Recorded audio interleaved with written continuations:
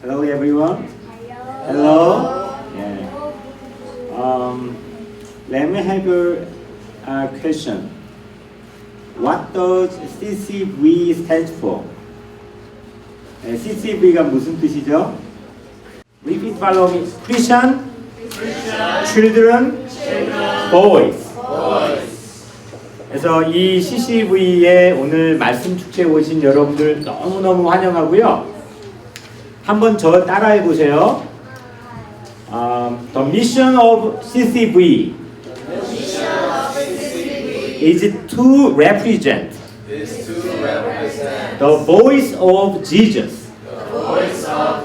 Okay, now we start speech time. Especially remember this. Now you will deliver the message of Jesus, right? You will deliver message of gospel. So please speak slowly, okay? And then speak clearly and speak with Holy Spirit. I am not perfect, so I fall and disobey this commandment. In this instance, I am not fearing the Lord because I am not fully trying to understand His will and what He's trying to teach me in loving my neighbors. I think my friends and teachers and my pastors love me too. I want you to not complain even though you don't like something, but be thankful to God and your families. Get to the promised land. Because of this, the Israelites had to stay in the desert for 40 years before they reached the promised land. But lying. In Proverbs 21 verse 6, it says, "Wealth created by a lying tongue is a vanishing mist and a deadly trap." One of my friends, he did not want to play with me, so at that moment I prayed to God, and he said to me, "It's okay, Sarah, you have lots of other friends." When he answered my prayer, I knew he will always be with me, no matter what.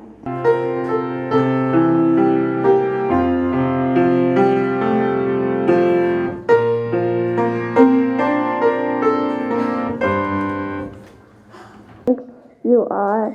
So if you give food to the poor every month, you should not say, "I am a really kind person, that's why I am helping the poor." So this sentence means that God loved and forgave you even through all the mistakes you made. So you should forgive others just like God forgave you all the time. This happened to me before. My friend wanted to give 2 Pringles, a brand of chips that my friend likes, but me and my other friend wanted them. But then my friend chose me, but instead my other friend wanted it, so I gave the 2 Pringles to him. Psalms chapter 33 verse 4 says, "For the word of the Lord is right and true. He is faithful in all He does." In the verse, I found that He is true and right in all He does. It is like the right amount of salt given to someone that you are telling about the gospel. In verse 6, it talks about letting your conversation. You shall not commit. You shall not steal. You shall not commit. You shall not murder. You shall not commit adultery. You shall not steal. You shall not give false testimony against your neighbor. You shall not covet your neighbor's house. You shall not covet your neighbor's wife. And all knowledge, and if I have faith that can move mountains, but do not have love, I am nothing. If I give all I possess to the poor, and give over my body to hardship, that I may boast, but do not have love, I gain nothing. The title of the message is Obey God. The people were supposed to learn and obey God's word. I think God's word is the law that we have to obey.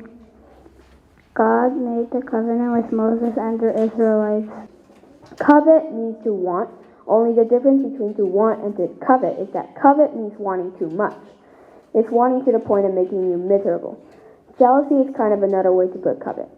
Now the point God is trying to make about this commandment is not to let anything that you want put you down and get in the way of going on with your life. By doing this, I can communicate with God and know Him more. I also pray to God and give offerings to Him at church. I show my love and appreciation to God by doing these things. Another way I show to God is by showing love to others. I could help my younger brother and sister clean up the mess. When you're in an airplane, How would you go on an airplane if you don't have faith in the captain? We must have faith in the Lord and in other people. Remember, the Lord will never let you down. Thank you.